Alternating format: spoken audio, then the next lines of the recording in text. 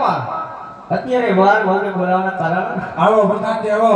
હા એ પ્રધાનજી હા હા બાપુ આજ આપણા ગઢ પિંગલની પ્રજા પ્રજા સુખમાં રાજ કરે છે કે દુઃખના આંસુડે રડી રહી છે.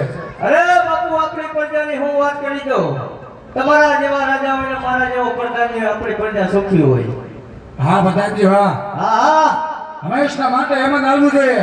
અરે ઉપાધિ મેલી દીયો અમને મહિલા રાખશે ઉનાળામાં પતે ત્યાં એ સુધી. પ્રધાનજી હા આજ આપણા ગઢને કાંગરે કોણ મરી ગયું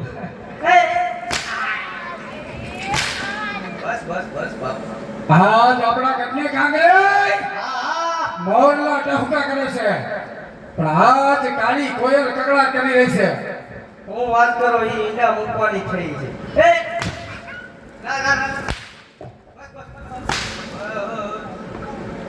વીરા પ્રધાન આ ડ્યુટી ઉપર આવ્યો આજ કોઈ દુશ્મનના રાજાનો માણસ માણસ આજ આપણા રાજમાં મહેમાન ગતિ માણવા માંગે છે.